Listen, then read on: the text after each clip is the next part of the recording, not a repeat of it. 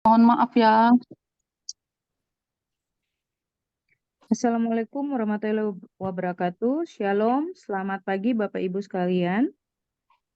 Kami dari kelompok 2, pagi hari ini kami akan menjelaskan presentasi kami terkait dengan tugas mata kuliah Strategic Financial Management. Untuk kelompok 2, kami akan mempresentasikan dan mencoba menjelaskan terkait dengan materi strategi dan kebijakan keuangan jangka pendek manajemen modal kerja. Baik. Pertama-tama saya akan memperkenalkan personil dari kelompok 2.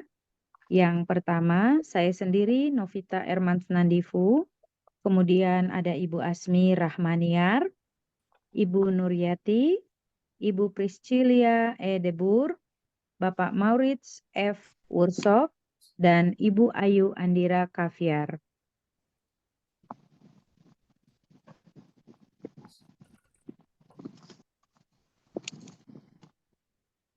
Untuk penjelasan presentasi tugas kali ini, kami akan membahas untuk 6 topik yang materi yang akan kami bahas di dalam presentasi ini. Yang pertama yaitu konsep modal kerja, yang kedua kebijakan modal kerja, yang ketiga sumber modal kerja, menentukan kebutuhan modal kerja, strategi dan kebijakan pemenuhan kebutuhan modal kerja, dan yang terakhir manajemen modal kerja.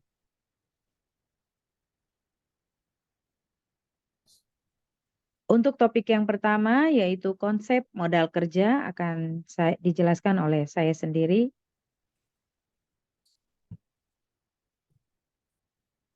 Baik, apa itu konsep modal kerja? Dalam operasinya, perusahaan selalu membutuhkan dana harian seperti membeli bahan mentah, membayar gaji karyawan, membayar rekening listrik, dan sebagainya. Dana yang dialokasikan tersebut diharapkan akan diterima kembali dari hasil penjualan produk yang dihasilkan dalam jangka waktu kurang dari 1 tahun. Dana tersebut biasanya berputar selama perusahaan masih beroperasi. Dana yang dipergunakan untuk membiayai operasi perusahaan, operasional perusahaan, sehari-hari disebut sebagai modal kerja atau juga working capital.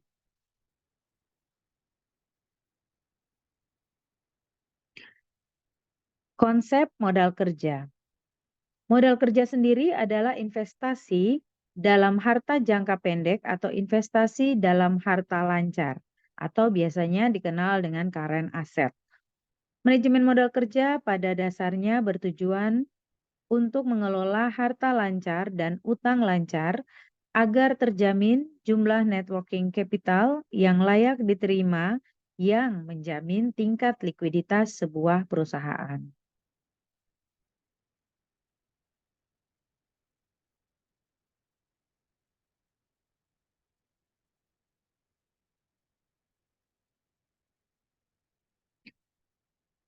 Konsep modal kerja. Konsep modal kerja sendiri terdiri dari 3. Yang pertama adalah konsep modal kerja kuantitatif, yang kedua adalah konsep modal kualitatif, dan yang ketiga adalah konsep modal kerja fungsional. Konsep kuantitatif atau keseluruhan aktiva lancar biasanya disebut dengan gross working capital. Konsep kerja kuantitatif pada manajemen modal kerja merupakan kuantitas ataupun jumlah biaya yang terdapat di dalam unsur aktiva lancar. Aktiva lancar juga mempunyai dana yang berputar kembali dalam waktu yang cenderung lebih pendek. Modal kerja kuantitatif dikenal juga dengan sebutan modal kerja bruto. Berikutnya, yang kedua adalah konsep kualitatif.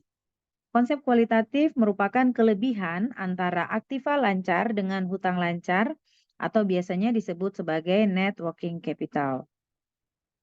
Pada konsep kualitatif, hanya berkisar pada konsep kualitatif yang sangat berkaitan dengan jumlah utang lancar ataupun utang yang pembayarannya harus disegerakan. Untuk itu, sebagian aktiva lancar harus tersedia agar kita membiayai kewajiban finansial perusahaan yang di eh, harus segera dibayarkan. Tidak boleh digunakan untuk membiayai operasional perusahaan. Kenapa? Karena tujuannya agar perusahaan mampu menjaga tingkat likuiditasnya. Kemudian untuk konsep fungsional,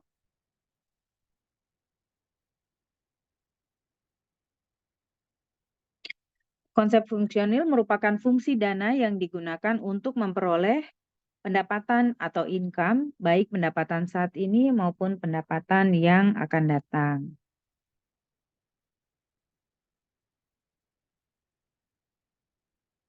Next.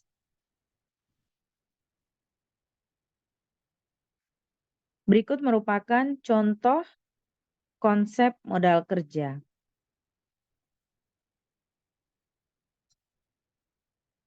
Konsep modal kerja kuantitatif berada pada aktiva lancar atau yang terdiri di dalamnya yaitu kas dan efek, piutang dagang, persediaan. Di sini kita bisa lihat bahwa contoh neraca PT Cendrawasih per 31 Desember 2022. Kas dan efek 20 juta, piutang dagang 60 juta, persediaan 80 juta dengan total aktiva lancar 160 juta. Kemudian di sisi konsep modal kerja kualitatif ada hutang dagang, hutang wesel, dan hutang lainnya. Hutang dagang 40 juta, hutang wesel 25 juta, dan hutang lainnya 35 juta dengan total hutang adalah 100 juta.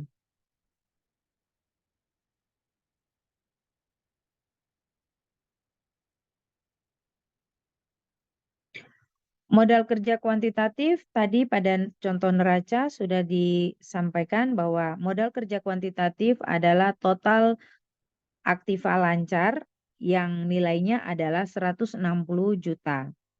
Kemudian untuk modal kerja kualitatif adalah selisih atau selisih antara aktiva lancar dikurangi dengan hutang lancar.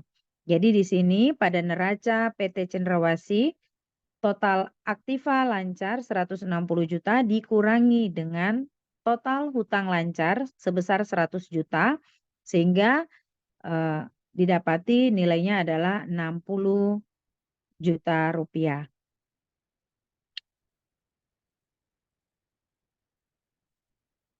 Kemudian untuk modal kerja fungsional itu terdiri dari dua, yaitu yang pertama modal kerja real dan modal kerja potensial.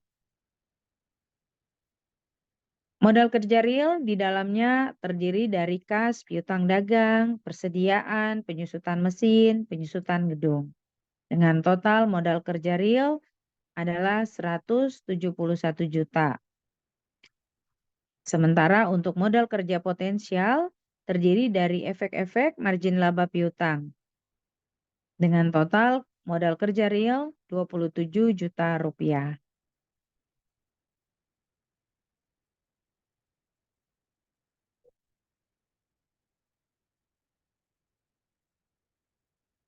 Jenis modal kerja.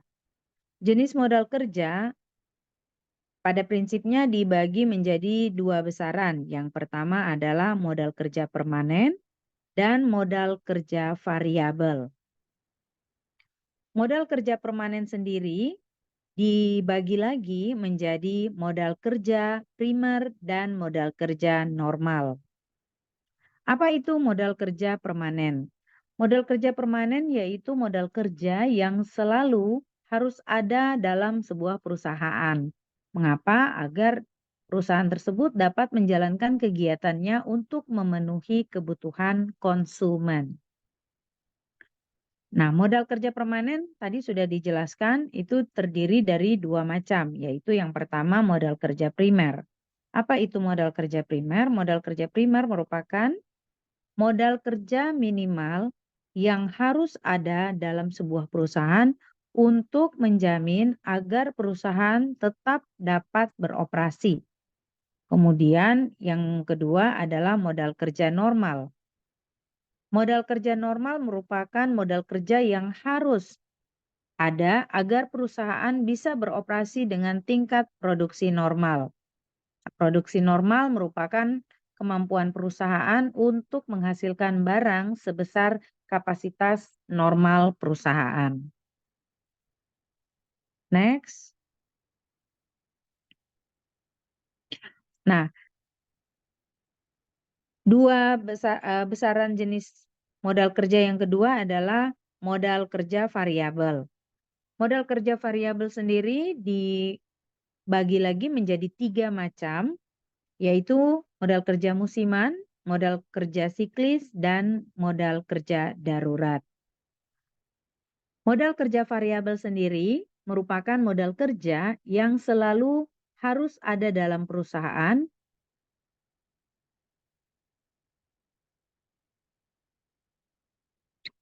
Maaf, modal kerja variabel sendiri merupakan modal kerja yang jumlahnya berubah-ubah sesuai dengan perubahan kegiatan ataupun keadaan lain yang mempengaruhi sebuah perusahaan. Dan untuk modal kerja musiman, yaitu modal kerja yang dibutuhkan untuk mengantisipasi apabila ada fluktuasi kegiatan perusahaan. Misalnya perusahaan biskuit yang harus menyediakan modal kerja lebih besar pada musim hari raya. Dan biasanya fluktuasi ini akan menurun dengan sendirinya seiring dengan berakhirnya sebuah musim atau sebuah event hari raya. Jadi misalnya pada saat Lebaran, penjualan biskuit akan lebih besar permintaannya dan seiring dengan berakhirnya hari raya, maka permintaan produksi sebuah biskuit itu juga akan menjadi menurun dan akhirnya menjadi normal kembali. Kemudian untuk modal kerja siklis, yaitu modal kerja yang jumlahnya dipengaruhi oleh fluktuasi konjunktur. Dan kemudian modal kerja darurat. Modal kerja darurat ini jumlah kebutuhannya dipengaruhi oleh keadaan-keadaan darurat yang terjadi di luar kemampuan perusahaan.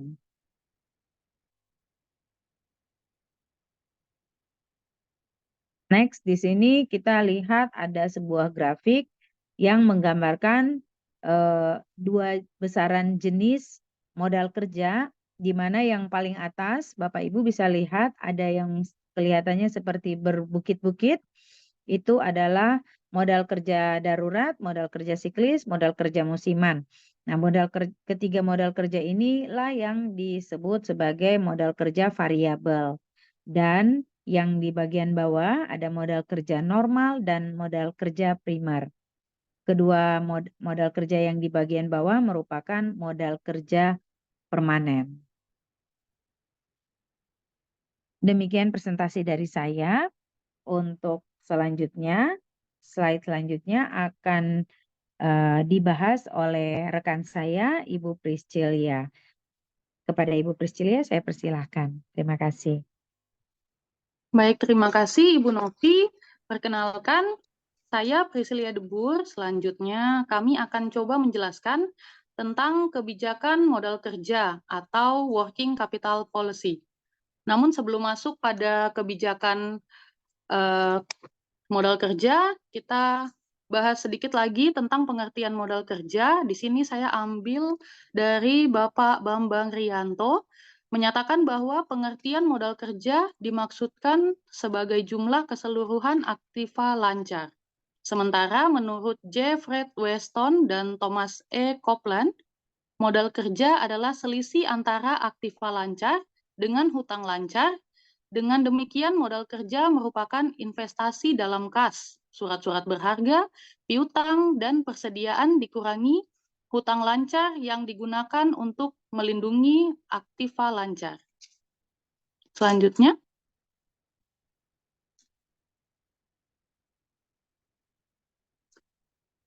pada umumnya terdapat dua pengertian modal kerja. Yang pertama ada gross working capital atau modal kerja. Dalam pengertian ini mengacu pada konsep kuantitatif yang berdasarkan pada kuantitas dari dana yang tertanam dalam unsur-unsur aktiva lancar. Modal kerja yang dimaksud dalam pengertian ini adalah keseluruhan dari jumlah aktiva lancar tersebut. Yang kedua, ada net working capital. Pengertian ini didasarkan pada konsep kualitatif, yaitu dikaitkan dengan besarnya jumlah hutang lancar atau hutang yang harus segera dibayarkan. Net working capital dapat dibedakan menjadi dua, yaitu modal kerja permanen dan variabel, seperti yang sudah dijelaskan oleh Ibu Novi sebelumnya. Selanjutnya,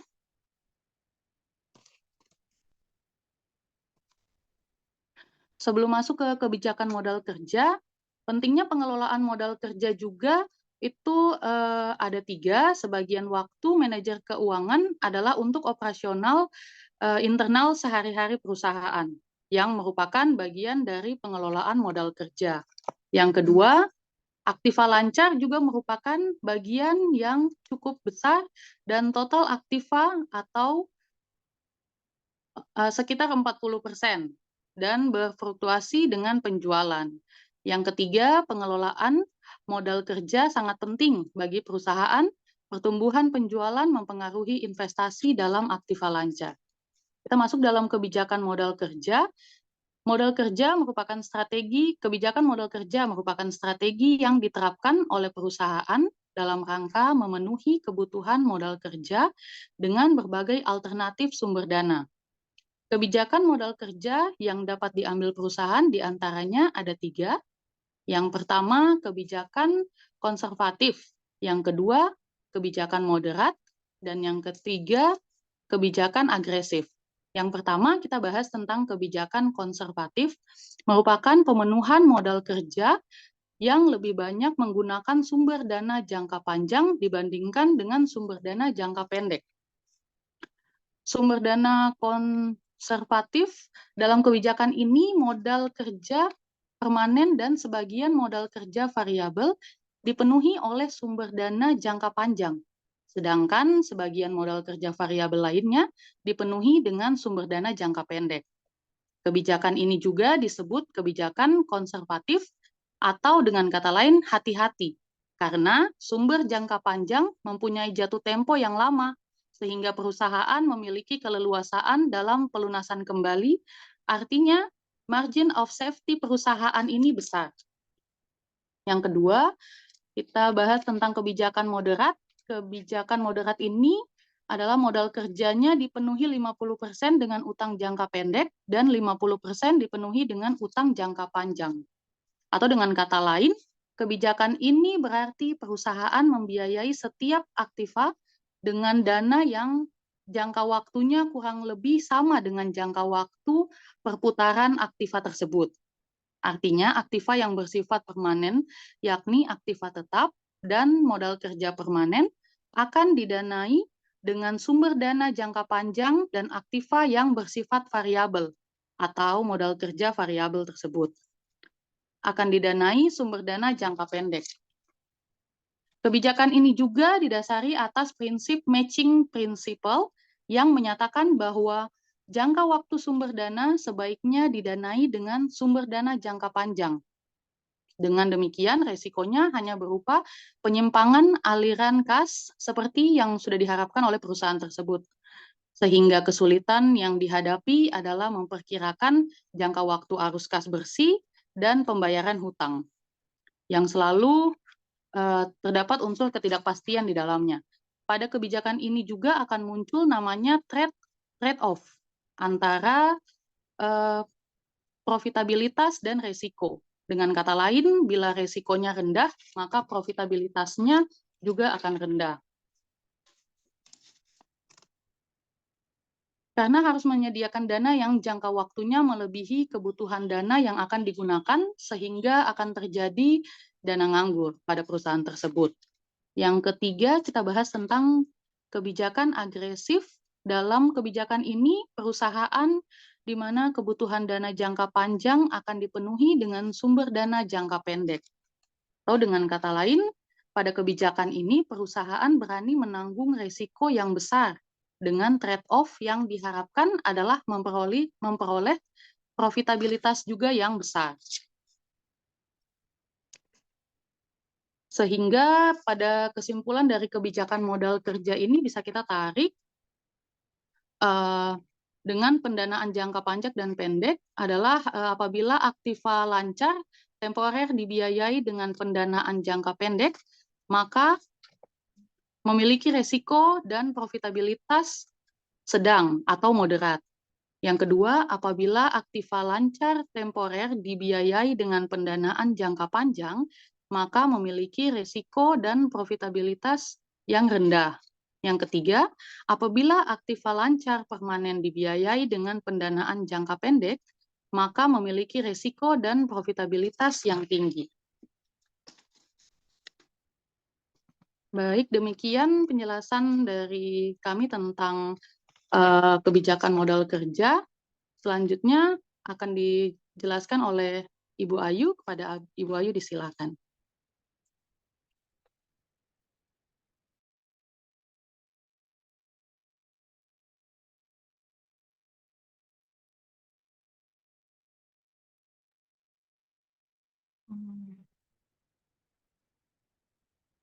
Terima kasih. Berikutnya saya akan menjelaskan terkait sumber modal kerja.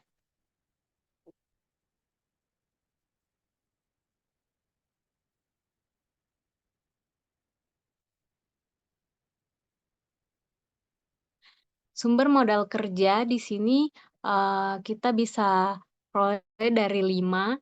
Yang pertama dari hasil operasi perusahaan, yang kedua dari keuntungan dari penjualan surat berharga atau investasi jangka pendek, yang ketiga adalah penjualan aktiva tetap, yang keempat sumber modal kerja yang keempat dari penjualan saham atau obligasi, dan yang kelima adalah dari sumber lainnya. Dari hasil operasi perusahaan, hasil operasi perusahaan bisa berupa pendapatan bersih yang terdapat dalam laporan perhitungan laba rugi yang ditambah dengan depresiasi dan amortisasi. Jadi jumlah modal kerja yang berasal dari hasil operasi perusahaan ini dapat dihitung dengan menganalisa laporan laba rugi perusahaan tersebut.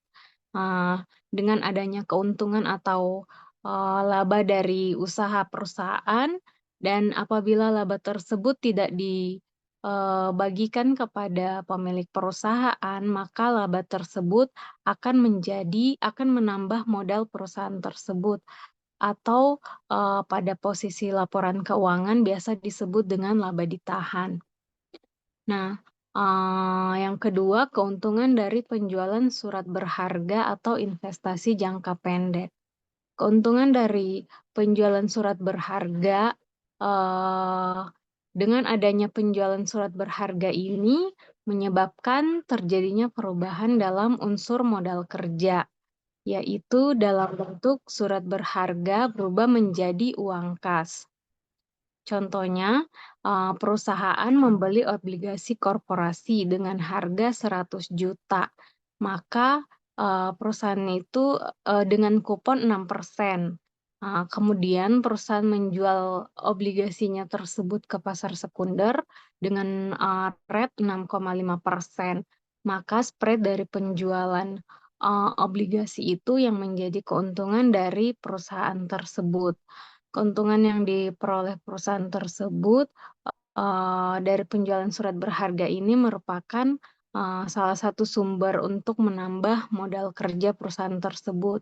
Nah, sebaliknya, kalau penjualan tersebut terjadi kerugian, maka akan menyebabkan berkurangnya modal kerja dari perusahaan tersebut. Yang ketiga adalah penjualan aktiva tetap. Penjualan aktiva tetap di sini bisa berupa penjualan tanah, penjualan bangunan, penjualan mesin-mesin perusahaan maupun penjualan kendaraan. Nah, selanjutnya adalah penjualan saham atau obligasi. Seperti yang kita ketahui, jika suatu perusahaan sudah berstatus IPO atau go public, maka perusahaan tersebut bisa mendapat akses terhadap, pendanaan di pasar saham.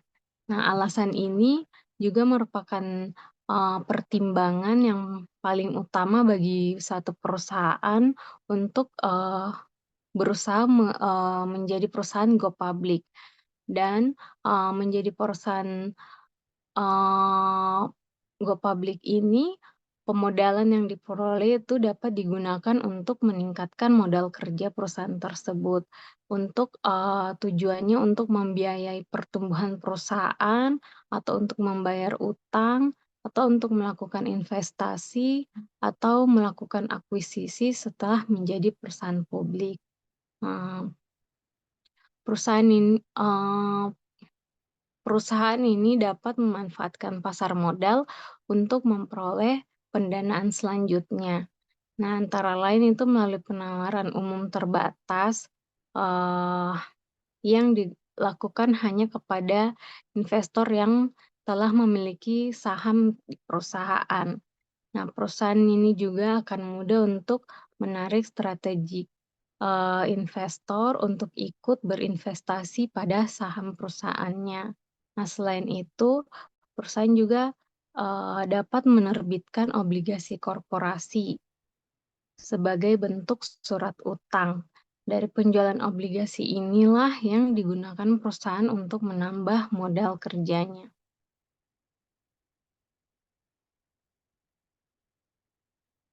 Nah, berikutnya adalah sumber lainnya. Sumber lainnya ini bisa berasal dari, pinjaman dari kredit bank, bisa berupa, kredit sindikasi maupun kredit korporasi. Selanjutnya, bisa berupa pinjaman jangka pendek, eee, yaitu pinjaman, yang jangka waktu pembayarannya itu di bawah 1 tahun dan bisa diperoleh dari pihak ketiga, misalnya dari perusahaan lain atau dari pemerintah. Yang berikutnya adalah utang dagang dari supplier dan, sumber, lainnya.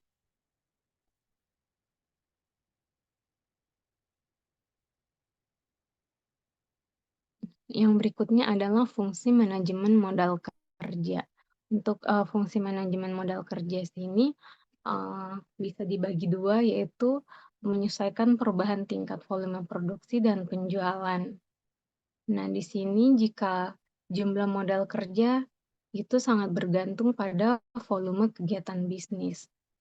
Maka semakin tinggi kegiatan bisnis satu perusahaan itu, maka semakin besar pula modal kerja yang dibutuhkan untuk membiayai kegiatan tersebut.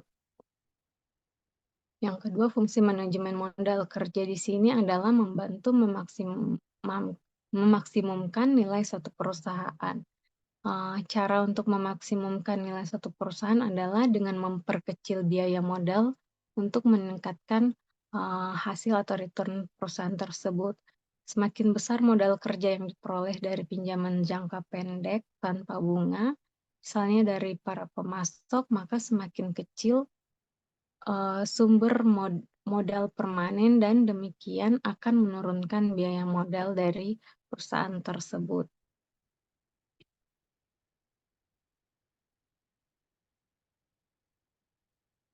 Yang berikut adalah penentu besarnya modal kerja atau faktor-faktor yang mempengaruhi besar kecilnya kebutuhan modal kerja.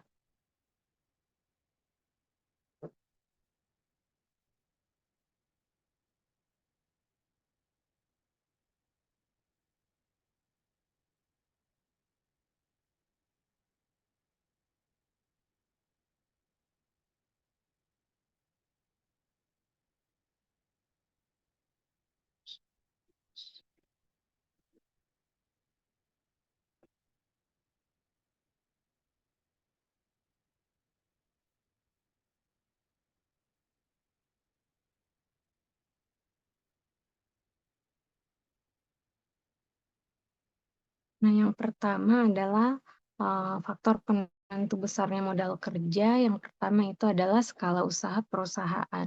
Skala usaha perusahaan di sini maksudnya perusahaan di mana dapat diklasifikasikan besar kecilnya usaha dengan berbagai cara, antara lain total aktiva dan jumlah karyawannya. Nah, skala usaha perusahaan di sini bisa dibagi menjadi skala usaha mikro, skala usaha kecil, skala usaha menengah, dan skala usaha besar. Nah, selanjutnya faktor penentu besarnya modal kerja yang berikutnya adalah aktivitas perusahaan. Nah, aktivitas perusahaan di sini ada 3 aktivitas utama dalam bisnis perusahaan yang perlu diketahui. Yang pertama yaitu mencari dana atau pembiayaan, menginvestasikan dana tersebut pada proyek jangka panjang, dan mengelola operasi harian. Yang kedua adalah aktivitas bisnis terkait pembiayaan. Salah satu aktivitas utama dalam bisnis perusahaan ini adalah aktivitas pembiayaan. Aktivitas ini melibatkan pencarian dana yang diperlukan untuk memulai investasi perusahaan, seperti membeli peralatan atau bangunan. Nah, selain itu, dana yang diperoleh juga bisa digunakan untuk membeli persediaan-persediaan barang, dagangan, perlengkapan, atau membayar beban tenaga kerja. Nah, kegiatan pencarian dana tidak hanya dilakukan oleh perusahaan yang baru berdiri, tetapi juga berlanjut ketika perusahaan sudah mulai tumbuh dan perusahaannya sudah mulai berkembang. Nah, ada 2 sumber utama pendanaan perusahaan, yaitu bisa berasal dari biaya pendanaan ekuitas oleh investor atau pendanaan utang melalui pinjaman.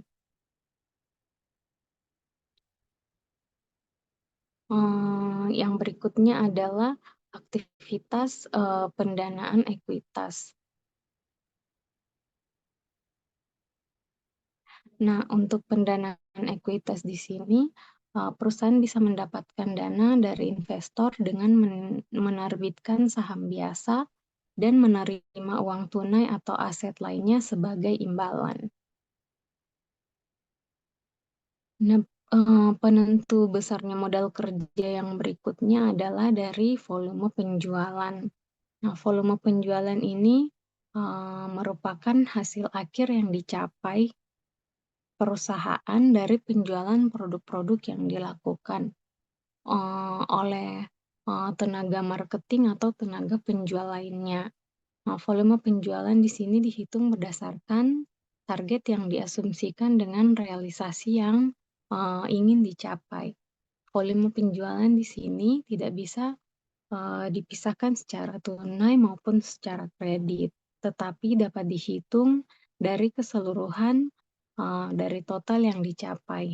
Maka kalau volume penjualan meningkat dan biaya distribusi menurun, maka tingkat pencapaian laba perusahaan juga akan meningkat. Tapi sebaliknya, bila volume penjualan menurun, maka pencapaian laba perusahaan juga akan menurun.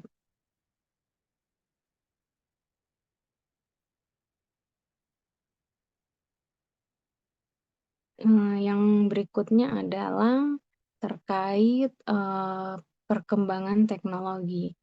Nah, perkembangan teknologi ini juga bisa tentunya menjadi salah satu faktor untuk menentukan besarnya modal kerja.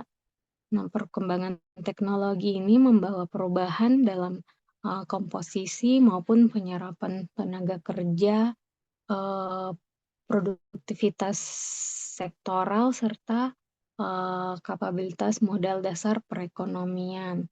Kemajuan teknologi di sini juga menyebabkan permintaan akan tenaga kerja yang memiliki skill yang lebih tinggi akan semakin meningkat, sedangkan terhadap pekerja yang skill-nya semakin rendah, yang skill-nya rendah akan semakin relatif lebih rendah permintaannya.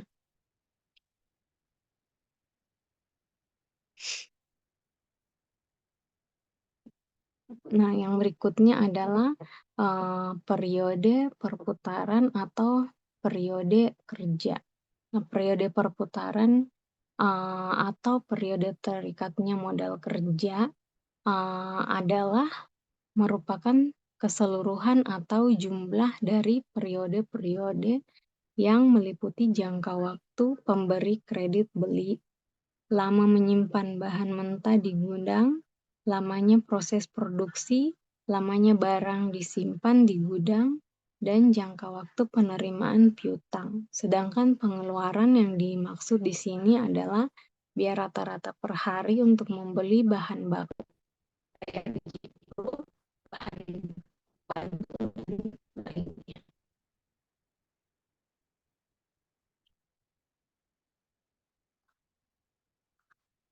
Dan faktor penentu yang kedua adalah pengeluaran kas harian setiap harinya.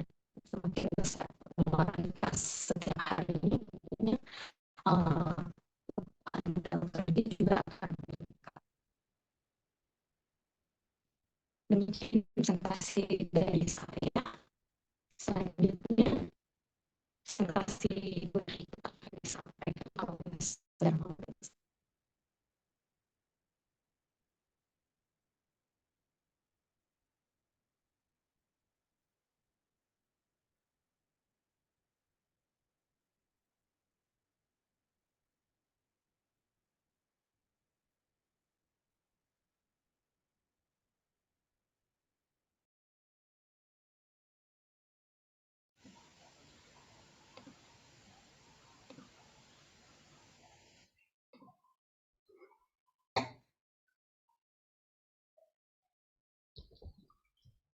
Ya, baik, terima kasih Ibu Ayu. Sebelumnya suara saya kedengaran ya? Kedengaran Pak Maurits. Oke, baik, terima kasih. Mungkin ada yang mau ditanyakan terkait materi yang disampaikan tadi oleh Ibu Ayu? Kalau tidak ada, kita lanjut ya. Oke, kita akan berbicara tentang menentukan kebutuhan modal kerja.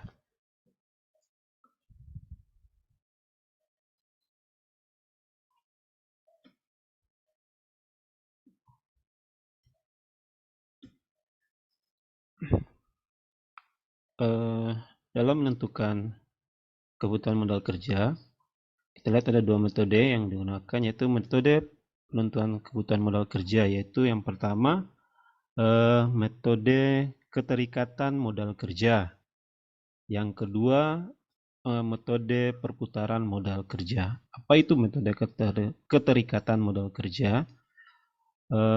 Metode ini pada dasarnya ada dua faktor yang perlu dipertimbangkan untuk menentukan besarnya modal kerja, yaitu yang pertama periode terikatnya modal kerja, dan yang kedua proyeksi kebutuhan kas rata-rata per hari. Jadi, semakin lama periode terikatnya modal kerja, maka jumlah kebutuhan modal kerja akan semakin besar. Begitupun juga sebaliknya. Kalau semakin sedikit periode terikatnya, maka jumlah kebutuhan modal kerja juga akan menurun. Sedangkan untuk metode perputaran modal kerja, di cara menghitungnya yaitu perputaran elemen-elemen pembentuk modal kerja seperti perputaran kas, perputaran piutang, dan perputaran persediaan. Nah, di slide berikut ini ada contoh dari metode keterikatan modal kerja. Nah, Pada contoh yang pertama ini ada PD Mekar. Oh, sorry.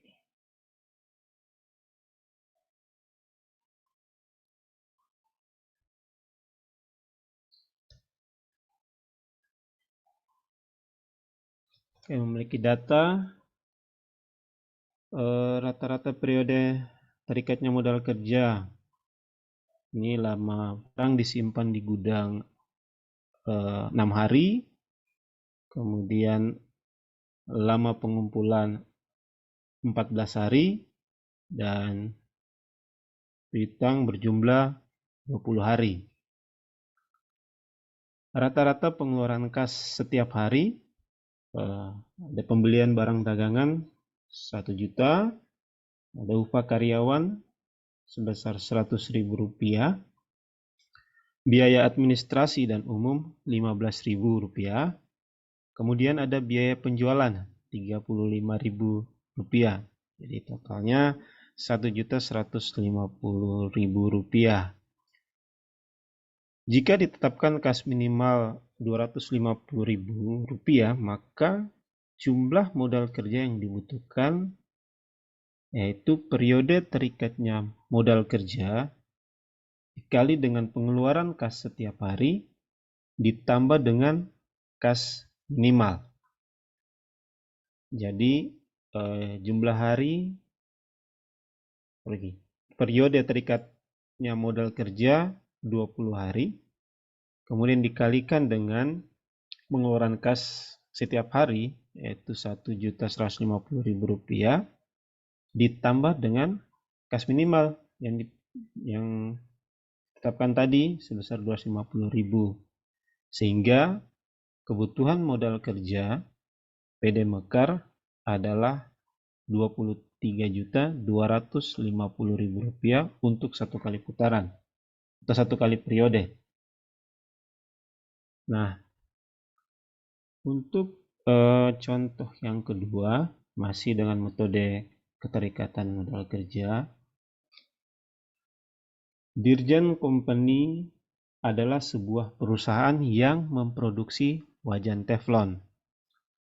Setiap harinya perusahaan sanggup memproduksi sebanyak 65 unit wajan teflon. Nah, dalam 1 bulan kerja, perusahaan memiliki hari kerja sebanyak 25 hari. Nah, berikut ada biaya-biaya yang dibebankan. Nah, diketahui bahan baku Rp12.000 per unit. Kemudian pembantu atau tenaga kerja langsung Rp7.000 per unit. Biaya overheadnya Rp9.000 per unit. Dan biaya penjualan Rp1.700.000 per unit.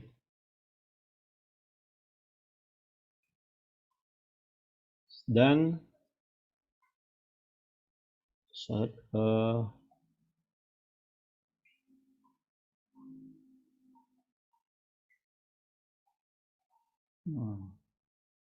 ini kayaknya ini ada sedikit tukar di slide-nya. Yang 7 juta itu harusnya bahan pembantu. Kemudian yang 9 juta itu tenaga kerja langsung. Dan biaya overheadnya Rp550.000, sehingga yang total Rp1.700.000 itu adalah biaya penjualan. Nah, Dirjen Company membeli bahan baku dan bahan pembantu untuk produksi dengan memberikan uang muka atau DP kepada pemasok 4 kali 24 jam sebelum barang diterima.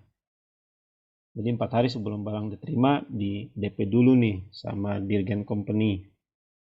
Nah, sedangkan waktu yang diperlukan untuk proses produksi adalah 3 hari. Wajan yang sudah jadi tersebut disimpan di dalam gudang selama 4 hari. Di PT Dirjen Company ini setelah selesai produksi, mereka simpan hasil produksinya di dalam gudang selama 4 hari. Dan proses penjualannya dilakukan secara kredit selama 5 hari. Berarti semisal hari ini dijual, nanti uangnya didapat 5 hari setelah barang dijual. Nah, perusahaan menetapkan kas minimum. Kas minimum ini kas yang ada saat ini, yaitu sebesar Rp500.000. Nah, dari data-data atau informasi yang ada nih, kita diminta untuk menghitung kebutuhan modal kerja dari perusahaan Dirjen Company ini. Nah, kita akan menghitung periode keterikatan modal kerja pada bahan baku dan bahan pembantu. Nah, pembayaran di muka atau DP tadi di awal itu ya 4 hari sebelum barang diterima. Kemudian proses produksinya itu selama 3 hari. Nah, setelah selesai produksi, barang disimpan selama 4 hari di gudang. Kemudian perusahaan menjualnya secara kredit, yaitu 5 hari. Sehingga jumlah periode keterikatan modal kerjanya adalah 16 hari. Sedangkan untuk menghitung periode modal kerja pada tenaga kerja langsung, overhead, dan penjualan, yang kita masukkan di luar daripada pembayaran di muka atau DP tadi, sehingga yang masukannya produksi itu 3 hari, kemudian penyimpanan 4 hari, lalu penjualan yang diberikan secara kredit yaitu 5 hari, sehingga totalnya ada 14 hari. Maaf, jari jempol semua jadi salah ketik.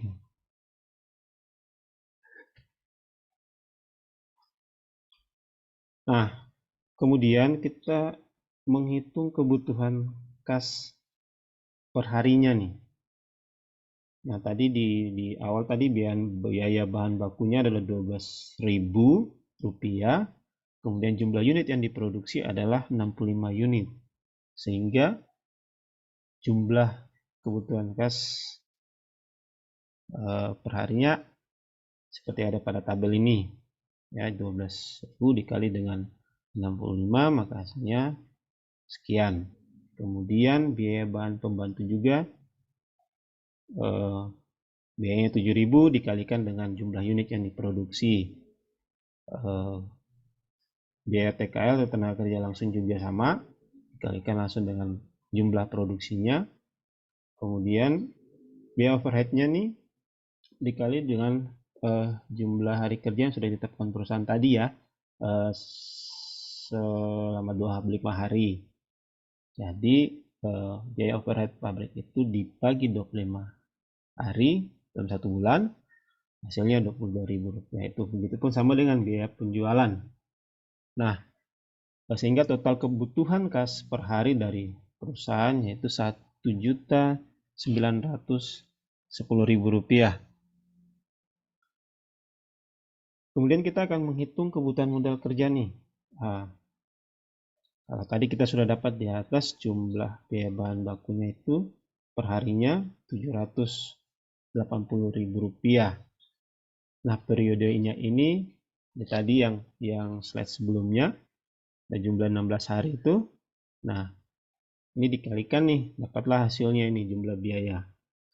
Begitupun seterusnya ke bawah ada biaya bahan pembantu, biaya TKL, biaya overhead, dan biaya pemasaran, sehingga total biaya Rp27.860.000 dan ditambah lagi dengan kas minimum yang tadi sudah ditetapkan perusahaan sebelumnya sebesar Rp500.000, sehingga total keseluruhan kebutuhan modal kerja dari Dirjen Company adalah Rp28.360.000.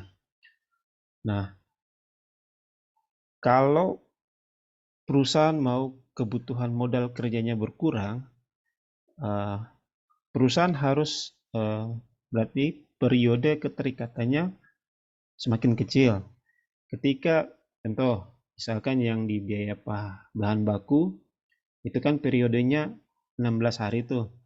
Kalau misalkan dia jadi 12 hari, tinggal dikali saja tuh 780.000 dikali 12, otomatis jumlah biaya akan berkurang. Begitupun dengan bahan pembantu, periodenya dikurangi, tetap jumlah biaya juga akan turun sehingga mempengaruhi keseluruhan kebutuhan modal kerja, dan dengan semakin berkurang kebutuhan modal kerja, laba yang diperoleh juga semakin naik dengan cepat. Kalau sebaliknya, kalau periodenya semakin lama, kebutuhan modalnya juga semakin besar dan laba juga akan bergerak, akan lambat laba yang diperoleh oleh perusahaan. Oke, selanjutnya dengan metode perputaran modal kerja. Nah, berikut ini adalah posisi kas piutang dan persediaan dari PT Delima nih. Kita lihat kas piutang dan persediaan di tahun 2012 kas 200.000, piutang 500, kemudian persediaan 700. Di tahun 2013 ada mengalami peningkatan, untuk kasnya ada 400.000, piutang 600.000 dan persediaannya ada 800.000 rupiah. Nah, jika penjualan pada tahun 2013 adalah sebesar 20 juta, maka kita akan menghitung perputaran modal kerja pada tahun 2013. Jika pada tahun 2014 penjualan diperkirakan naik lagi nih menjadi 30 juta rupiah. Nah, berapa nih kebutuhan modal kerjanya di tahun 2014 itu? Nah, pertama yang kita lakukan adalah kita harus menghitung perputaran turnover di tahun sebelumnya atau di tahun 2013. Oke, kita lihat. Nah, langkah yang pertama, kita menghitung perputaran elemen-elemen pembentuk modal kerja. Nah, di sini perputaran kas sama dengan penjualan dibagi dengan rata-rata kas. Nah, penjualan di 2013 naik 20 juta tadi. Nah, dibagi dengan kas di tahun 2012 ditambah dengan jumlah kas yang ada di tahun 2013, kemudian dibagi 2, sehingga 20 juta dibagi dengan 300.000 rupiah, sehingga dapat 66,67 kali, atau kita bulatkan menjadi 67 kali. Untuk perputaran piutang, penjualan rata-rata dibagi dengan rata-rata piutang. Penjualan 20 juta,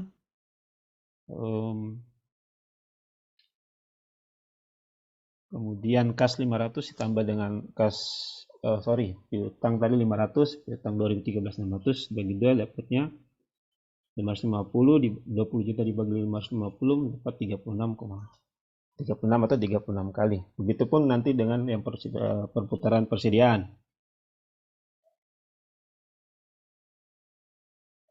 Kalau untuk yang langkah kedua nih, kita menghitung periode terikatnya elemen-elemen modal kerja. Kas itu 360 selama 1 tahun kalender, dibagi dengan ini, dapatnya ini 5,4 hari, kemudian piutang dapat 9,9 hari, kemudian persediaan ada 13,5 hari, sehingga total keseluruhan 28,8 hari atau jadi 29 hari. Nah, dari perhitungan di atas dapat periode terikatnya elemen adalah sebesar 28,8 hari atau sebenarnya 360 hari dibagi dengan 28,8 hari sama dengan 12,5 kali.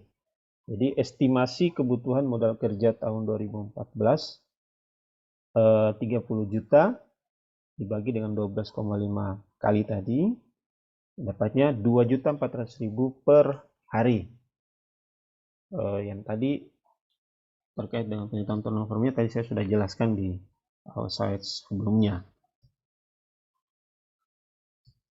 Oke, untuk materi selanjutnya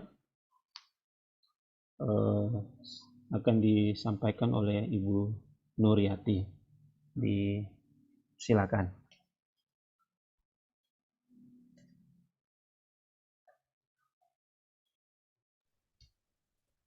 Terima kasih, Pak Maurits. Selamat pagi semuanya. Semangat. Ya. Pagi, Bu Nur. Kita masuk ke poin 5, yaitu strategi dan kebijakan pemenuhan modal kerja. Lanjut.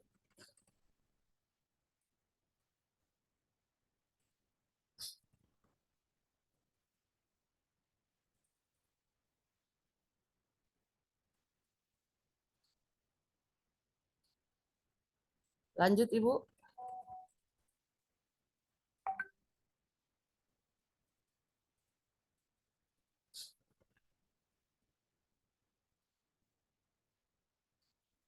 Iya.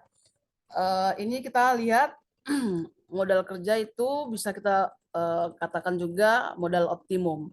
Modal optimum itu adalah pembelanjaan modal kerja atau modal optimum yang berkenaan dengan pemilihan sumber modal kerja dari bank. Kemudian nanti dari modal optimum ini kita bisa melihat apakah modal optimum ini kita bisa gunakan untuk modal jangka pendek atau jangka panjang. Jadi kredit jangka pendek atau jangka panjang nanti kita bisa tahu bahwa nanti yang mana yang lebih untung. Itu pengertian dari modal optimum. Nah, kalau kebutuhan modal kerja itu dibagi menjadi 2, yaitu kredit jangka panjang dan kredit jangka pendek. Lanjut. Nah, kalau kredit jangka, kalau yang kita kredit yang kita bisa sebutkan untuk kredit yang sementara itu adalah kredit jangka panjang atau tahunan. Nah, kredit jangka panjang atau tahunan ini biasanya dia punya modal itu lebih murah. Dia kreditnya lebih murah. Kemudian kalau dia sementara menggunakan modal optimum itu dia jangka pendek atau bulanan, maka modalnya bisa terpakai untuk mengangsur bunga seperti itu. Jadi pemberian modal optimum sebagai sumber modal kerja ini dia akan dilihat berdasarkan 3.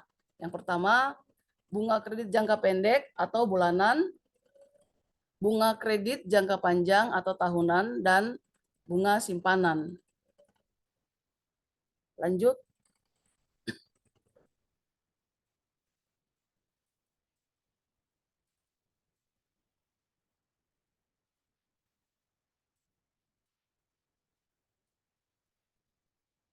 Baik, kita di sini bisa lihat jangka waktu kritis. Jangka waktu kritis itu bisa disebut BPJ. BPJ itu sama dengan tingkat bunga kredit jangka panjang.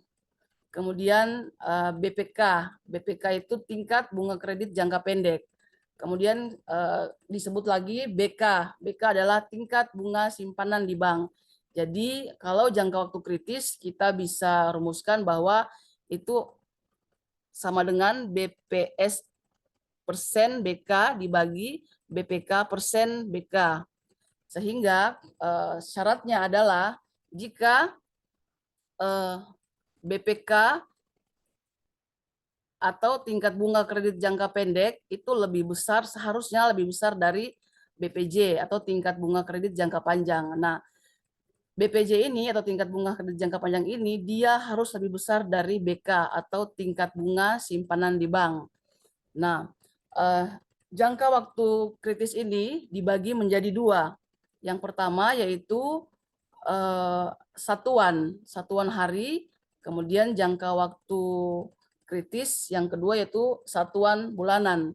Nah, kalau kita bisa lihat rumusnya di sini, jangka waktu kritis per hari atau harian, itu rumusnya adalah BPS persen BK dibagi BPK persen BK dikalikan dengan 365 hari. Kenapa? Karena ini jangka waktu kritisnya disebutkan satuan hari.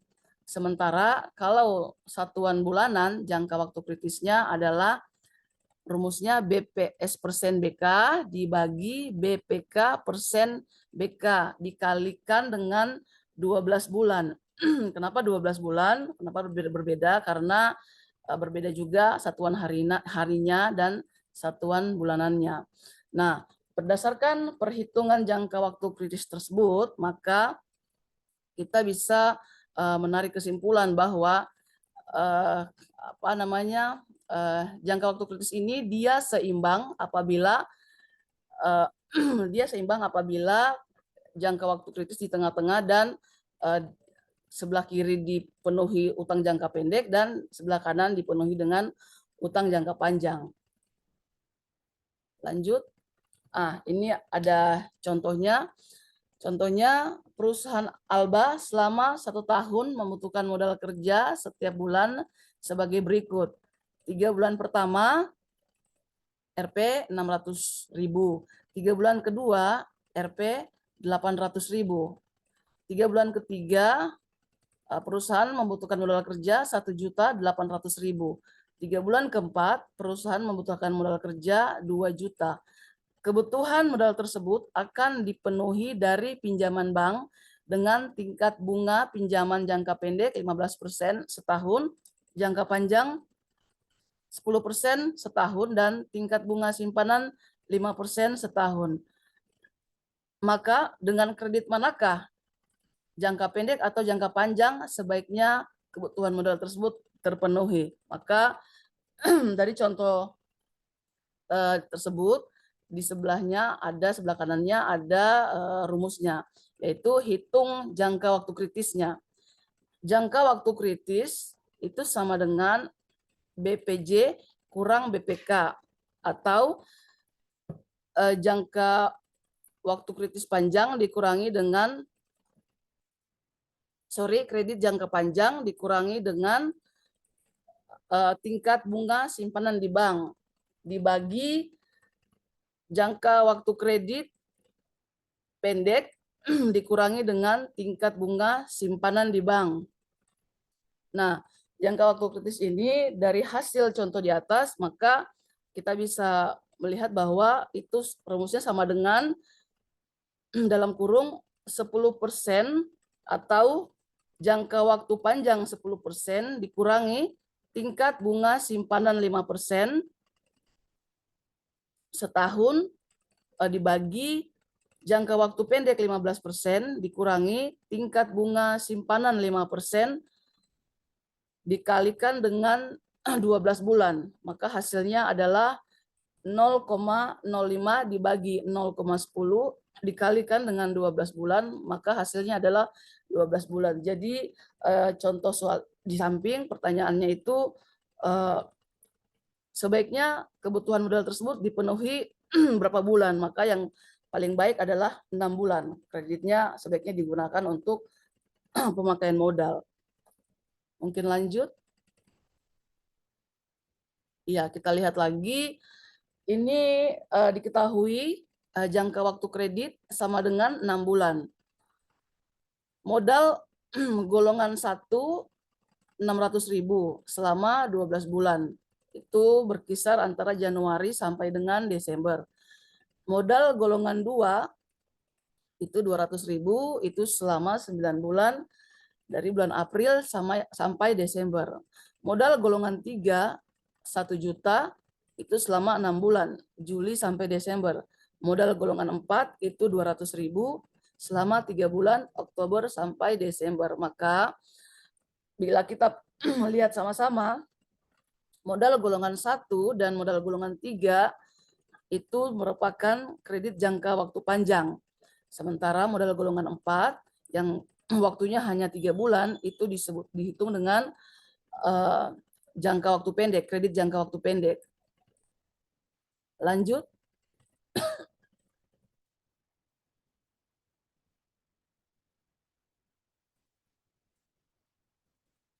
Baik, kita bisa lihat lagi.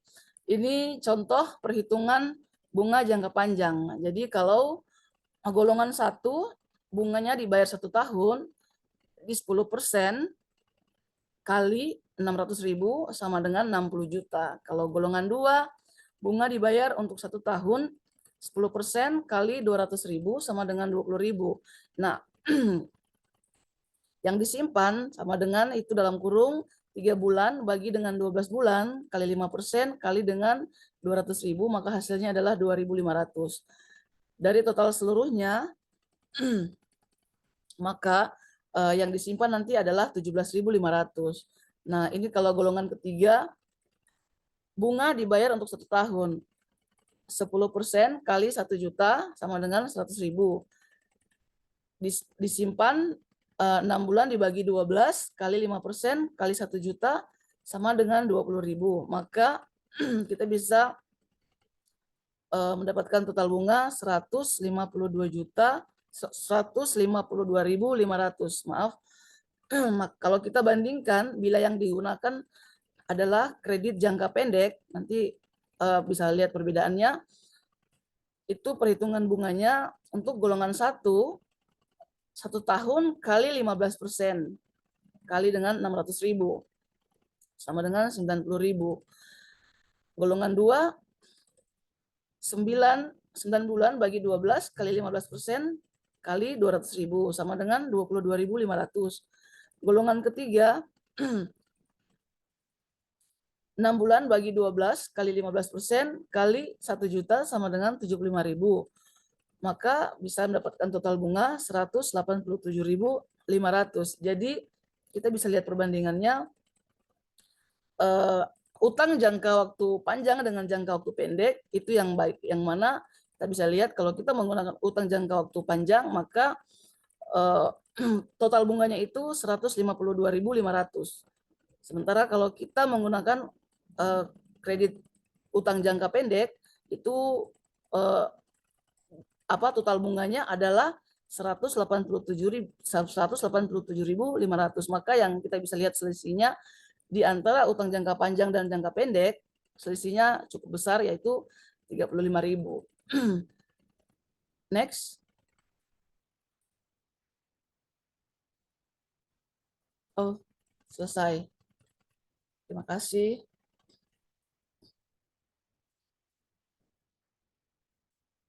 Saya lanjut ke Ibu Asmi. Silakan Ibu. Baik, terima kasih Ibu Nuryati.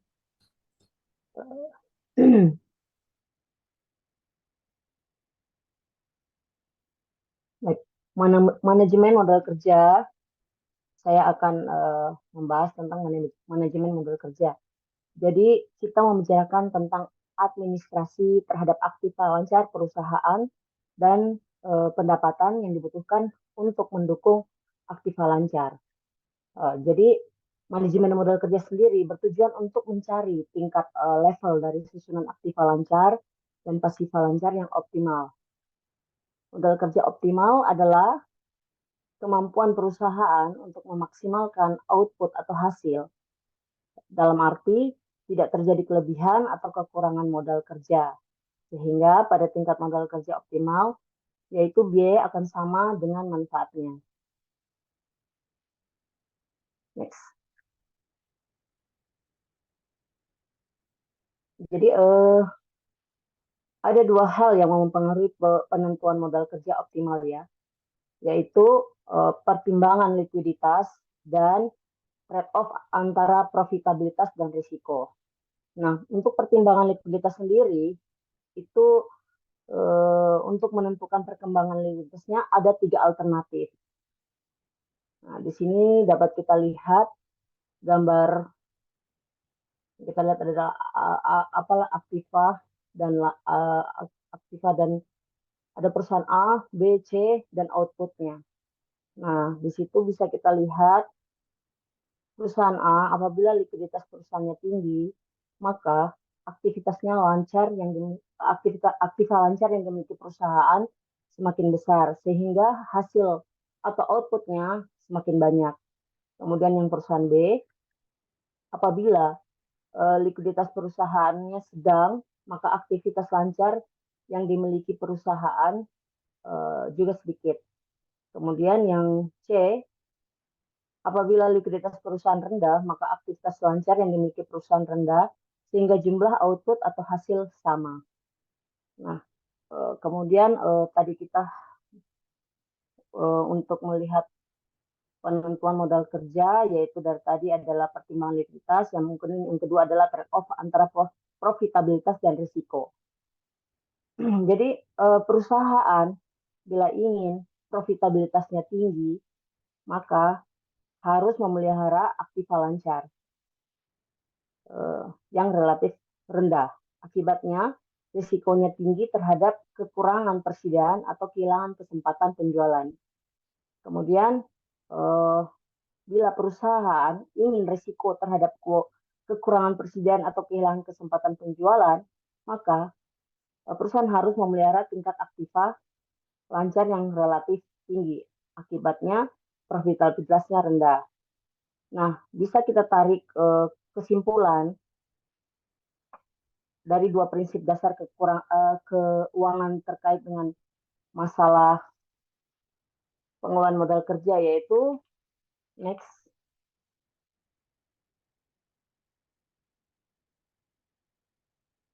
ya, yaitu kemampuan memperoleh laba. Satu, yaitu kemampuan memperoleh laba perusahaan berbanding terbalik dengan likuiditasnya. Kemudian yang kedua, kemampuan untuk memperoleh laba bergerak searah dengan risiko. Seperti itu. Next.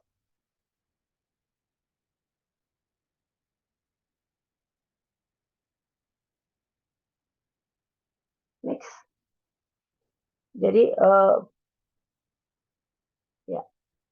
jadi presentasi kami dari kelompok 2, semoga apa yang kami sajikan bermanfaat buat Bapak dan Ibu sekalian.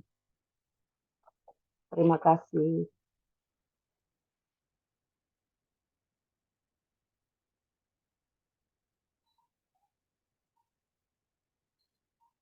Terima kasih, Bu.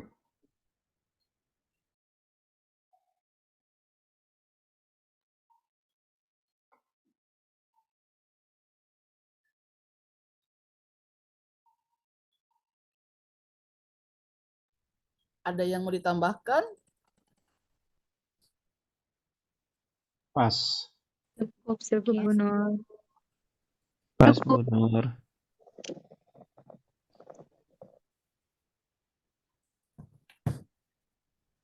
Sudah selesai?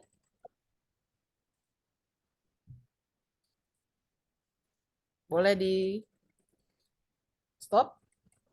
Siap. Terima kasih. Semangat pejuang. Terima kasih.